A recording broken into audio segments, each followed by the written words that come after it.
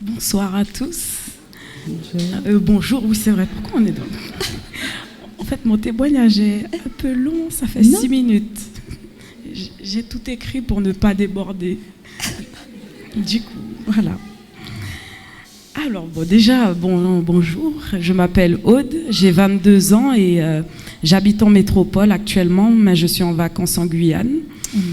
Ça fait 1 an, je pense, là maintenant que je connais l'église MBI, grâce à la sœur Naomi. Et du coup, voilà, je voulais témoigner. Et pour témoigner, il fallait que je témoigne aussi de choses, voilà quoi. Enfin, vous verrez, je vais lire. Voilà. Alors en gros, je ne pensais pas que le jeûne allait me permettre d'avancer déjà autant avec le Seigneur. J'avais d'ailleurs jamais réellement jeûné, comme la parole nous encourage, et j'ai dû prendre la décision d'y aller, car je sentais qu'au fond de mon cœur, il fallait que j'y aille, quoi qu'il en coûte. Le dimanche et le lundi avant le jeûne, j'ai eu 2 concerts, et c'était très fatigant. La veille du jeûne, j'ai pratiquement fait nuit blanche à cause de plusieurs choses qui se sont passées dans la nuit.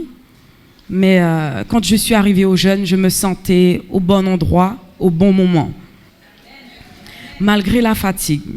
Et lors de la méditation du premier jour, quand je lisais la Bible, je suis tombée sur un verset qui m'a interpellée, mais que je ne comprenais pas à la première lecture. J'ai dû lire et relire pour comprendre de quoi il s'agissait. Le verset en question se trouve dans le livre de Luc, chapitre 10, verset 38. Alors en gros, ce verset m'a permis de comprendre qu'on doit constamment prendre des décisions, faire des choix, et quand on décide de choisir Dieu, c'est toujours la meilleure des décisions qu'on peut prendre. Et c'est la bonne part qu'on choisit et personne ne peut nous retirer ça. Alors du coup, moi j'ai dû choisir entre passer la semaine avec mon petit ami, qui est juste derrière, Nixon, ou choisir de venir devant la face de Dieu. Par la grâce de Dieu, j'ai pu comprendre que malgré l'amour que je peux ressentir, malgré le fait que c'est vrai que je suis venue en vacances parce que mon petit ami habite en Guyane, maintenant, il y a plus important que ça.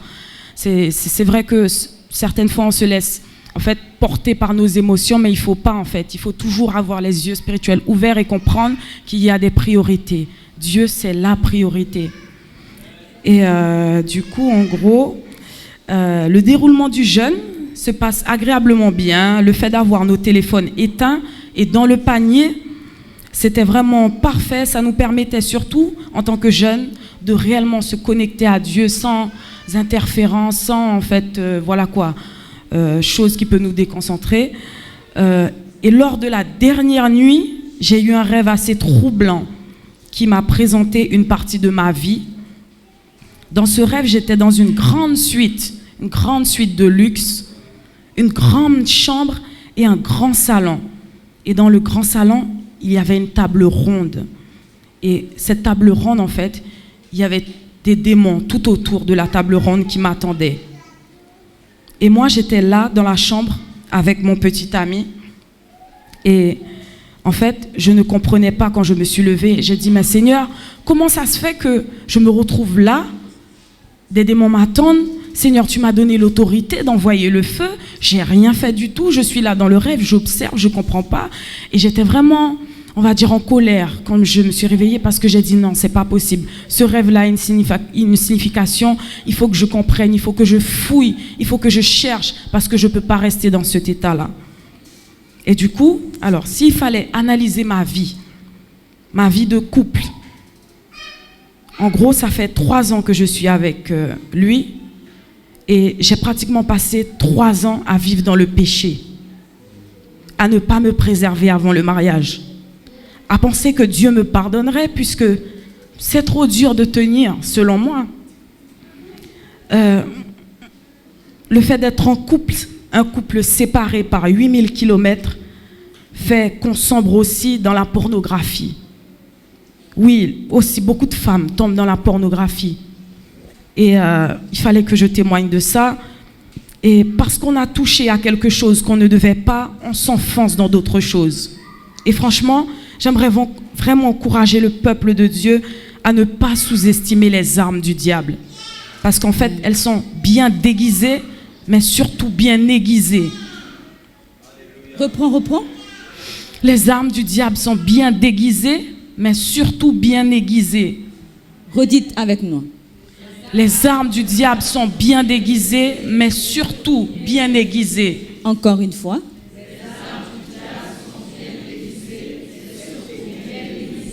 Encore une dernière fois.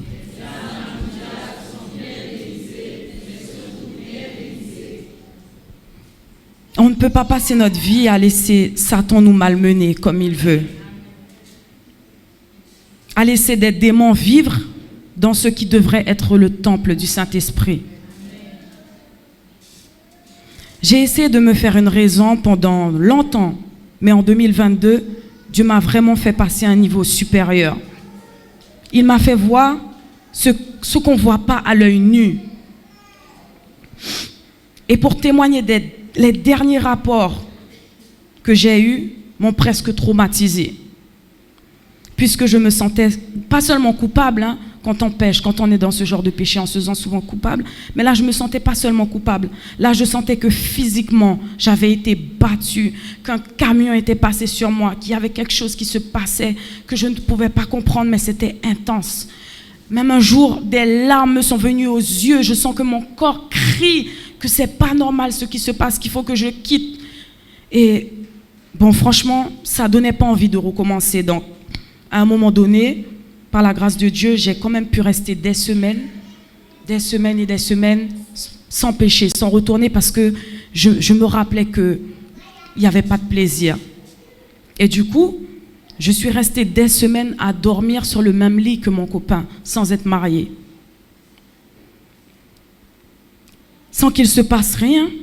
Et donc, je pensais que c'était bon. Je pensais que l'Éternel m'avait délivré, que Dieu m'avait fortifié, que c'est bon, le combat est fini.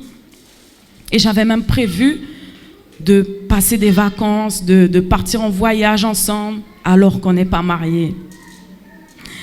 Et j'étais convaincue vraiment que c'était fini, mais je me trompais terriblement.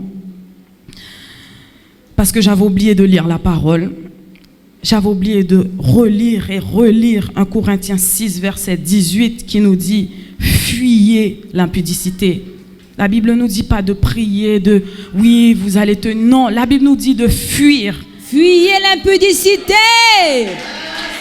Courez. Et si on doit fuir, c'est parce qu'il y a vraiment un réel danger. Et là, j'ai eu ma réponse à partir du moment où j'ai analysé ma vie. J'ai eu ma réponse parce que croire que parce que ça fait un petit moment que j'ai arrêté de donner mon corps, que je peux me permettre de dormir avec mon copain, c'est une très grosse erreur. La chair reste faible. Et dans ce rêve, c'est vraiment des démons qui m'attendaient au tournant pour rentrer dans le temple du Saint-Esprit, pour rentrer en moi. Maintenant, j'ai pris la décision qu'il fallait prendre. J'ai décidé de fuir, d'éradiquer toutes nos mauvaises habitudes, de repartir de zéro. Et surtout, j'attends la décision de Dieu pour notre relation. Du coup, ma conclusion, le jeûne m'a permis d'être renouvelée, de passer dans une nouvelle saison. Dans une nouvelle saison dans ma vie, dans mon couple. Et le jeûne m'a aussi donné des clés indispensables pour la vie chrétienne. Je vais pouvoir continuer à intercéder, à veiller, à prier et à surtout lire la parole, méditer la parole et chercher la face de Dieu. Quand on a prié pour moi, je me suis sentie comme une maison propre au fond de moi. Amen. Comme si on avait nettoyé, mais vraiment... Bon, je ne saurais pas expliquer avec des mots. Et je vous encourage tous à chercher vraiment Dieu. Et enfin, j'aimerais remercier le Seigneur pour ceux qu'il a placés dans ce ministère, qui ont organisé cet événement. Et surtout, j'aimerais vous encourager à ne jamais les oublier dans vos prières parce que souvent on prie pour nous et nous on oublie de prier pour ceux que Dieu a placés. Donc voilà, merci à vous Amen, d'avoir amen. écouté. Est-ce que tu peux rester là encore? Reste là. Amen. Amen. Donc, si vous comprenez un petit peu son rêve et l'explication de ce qu'elle a vécu dans son jeûne, elle est passée par une étape de délivrance. Amen. Elle est passée par une étape de délivrance. Moi, je bénis Dieu pour sa vie parce que c'est pas facile de pouvoir témoigner comme ça des choses. Certains d'entre vous, lorsqu'on vous entend, vous sautez des étapes. Donc, si vraiment tu veux témoigner, témoigne de manière très claire de ce qui s'est passé avec toi, pas en partie. Sinon, ne témoigne pas. Il n'y a pas de honte à témoigner. Ce qu'elle a fait là, elle est en train d'aider plusieurs personnes.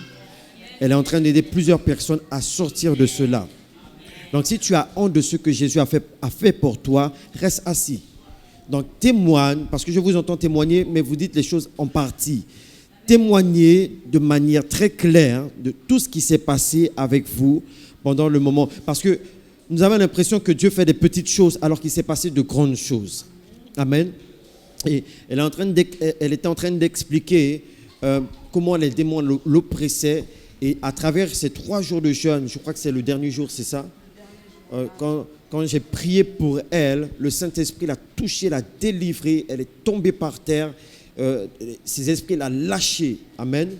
Ces esprits l'ont lâchée.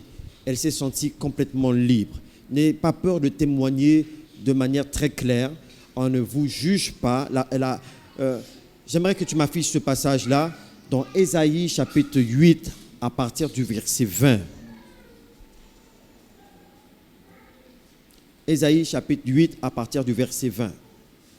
Lorsque vous gardez une partie du témoignage, vous ne permettez pas aux autres qui vous écoutent d'être réellement touchés, de recevoir ce que le Seigneur a fait dans nos vies.